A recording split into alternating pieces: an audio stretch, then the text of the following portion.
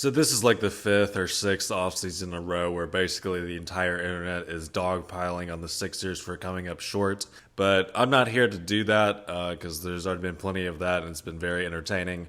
But I wanted to focus more on this kind of like Harden situation because I think this is very unique. I know everyone's been cracking jokes about it, but from like a serious perspective, I don't think I can't think of a situation in NBA history that kind of mirrors this. It's been very weird. So for this video, I'm just going to kind of recap like how we got here because I think there's some like big aspects that people are overlooking in this kind of like Harden story with the Sixers. And then I'm going to talk about, the idea that the Sixers should just blow it up because, from what I've seen on the internet, basically everyone has written off the Sixers as a contender.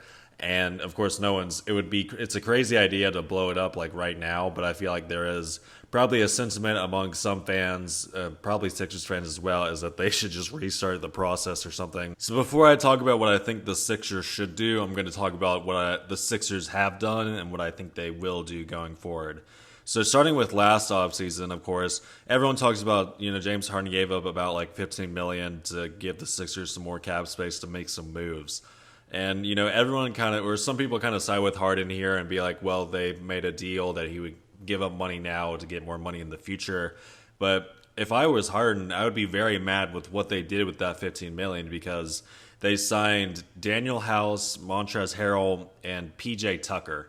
That's literally all they did after they restructured his contract. That's literally, I think, all they signed, except for like other two-way contracts, G League contracts, and whatever. So not very impressive for just I guess $15 million. Of course, because PJ Tucker's the only person there that was playing in the playoffs, and at this point, PJ's almost not like an offensive factor at all.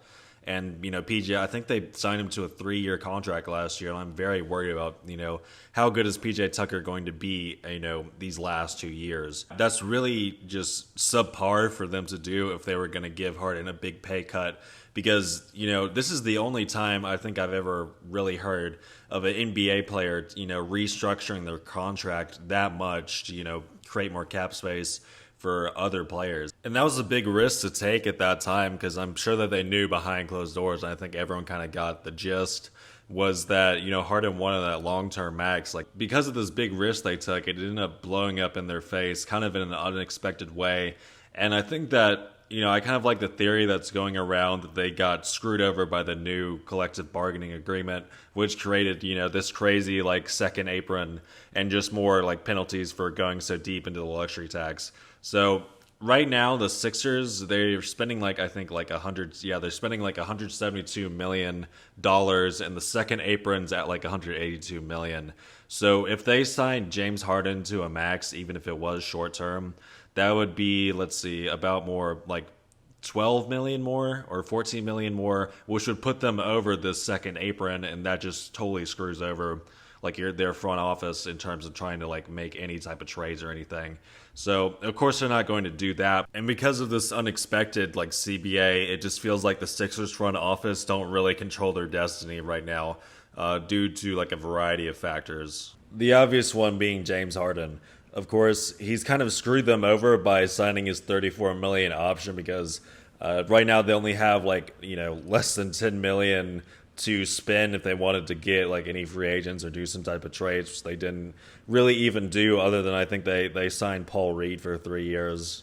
And this $34 million player option they're shelling out is going to a player that doesn't even intend to play for their team next year. In fact, James Harden has demanded to go to the Clippers, and the Clippers is probably the very last person that Morey would want to trade with, because Morey seems to still swear that the Sixers are a contender, and Morey has made it clear over the years that if you have a chance at contending, then you just have to go all in on that. He's not the type to really rebuild unless it's absolutely necessary. And then unsurprisingly, we get the new reports that the Sixers front office has basically given up on trying to trade Harden, and they intend to convince him to come play for the team this year. So of course, with James Harden's value, no one's going to want 1 year James Harden for $34 million and trade some type of all-star caliber player for that.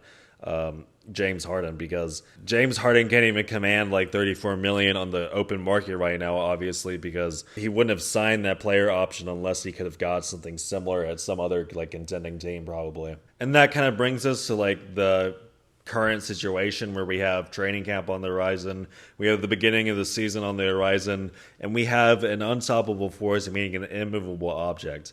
Now, of course, we know with like Daryl Morey's career as a GM is that he does not care for rebuilding whatsoever. He does not care for making trades unless he's getting like some type of insane return or like ripping someone off. On the other hand, we have James Harden, who's basically, quit on his two teams. People can argue about whether that was justified or not. I'm not going to get into that video, but as we saw in Houston, of course, the new Houston management after Morey left Houston was trying to convince Harden to stay, and we basically just saw him totally quit on his team. If you actually watched kind of like some of his final Houston games, he kind of went out sad, like he had absolutely no energy on the court and he wasn't playing well. And it's just kind of, that was just basically, he was basically being like a locker room cancer, playing like that. And then we saw in Brooklyn, it was kind of the same deal, despite them being contenders as dysfunctional as they were. He basically just gave up. And it was getting progressively worse every game. Like, just like his energy and effort was kind of astounding that to see, some star player play like that. But it worked both times, and he got traded both times. Of course, when he was in Houston, he originally wanted to get traded to the Sixers, but he was, I guess, content with the Nets. And with the Nets, it ended up working out where he got traded to the Sixers. He got what he wanted. Now, going into the future, what do I think is going to happen here? Of course, there's two different scenarios technically. Either Harden gets traded or Harden stays. And I do think there's specific conditions that have to be met for there to be a deciding factor to decide which of these scenarios we see. And I think those, special conditions are going to be is that some type of all-star caliber player is going to become available before the trade deadline. Because as we saw in the past with Ben Simmons, actually 2 years ago, the Sixers were basically in a very similar situation that is also kind of unprecedented, where their star point guard just didn't want to play for them. Now, Ben Simmons was on the extreme where he simply just did not want to suit up whatsoever. I don't think Harden's going to do anything like that. But basically, I saw that everyone that offseason was like, well, Morey doesn't know what he's doing. He just needs to take whatever he can get for Ben Simmons right now and just kind of avoid like a media circus and try to get Ben while his value is the highest. Because people thought Ben's stock was just going to plummet the longer that played out. That was not true, as we ended up seeing that the Nets situation began to implode and James Harden asked out, and they got who they thought was their guy. So Daryl Morey has shown that he doesn't care if a player is not even going to show up for, to practice even. He will wait until there's an offer, made that's going to keep the Sixers as a contender. And I think that, of course, I do think that James Harden is going to basically just going to be selling out there. It's going to be terrible for the locker room and team chemistry. But I don't think Daryl Morey is going to budge if he didn't budge on Ben Simmons until, some type of all-star level offer came up. And I don't think it's super crazy to think that's going to happen. Not every single season I feel like an all-star ask out by the all-star break. It does happen, every few seasons or every other season. And I think that it's possible, I guess. Maybe Toronto will decide to get rid of Siakam. Or maybe, the Mavericks will implode really early and Kyrie will ask out. Or who even knows what could happen. Maybe Morey finds something if he waits long enough, but I do think that Morey is going to wait, and if he does not get some type of all-star level offer by the trade deadline, then I think he keeps Harden, even if Harden is just, putting zero effort in, 3 months into the season or 4 months into the season. I really don't think Morey's going to do anything unless he finds some type of offer that keeps the Sixers as a contender. And so that's all my thoughts about the Harden situation, but that leads us into what do I think about the entire Sixers situation, and is the idea of them blowing it up that far-fetched?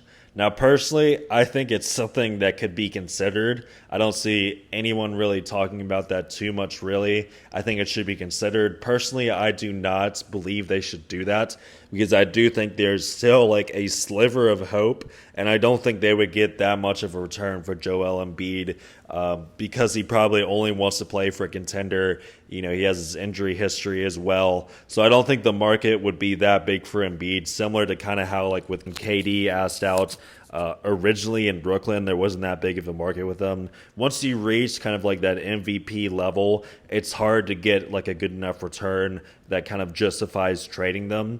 I know people, clown on Joel Embiid, but he's still an MVP level, player, and front offices are going to trade a lot for him, but not quite enough, I would say, for Morey's standards.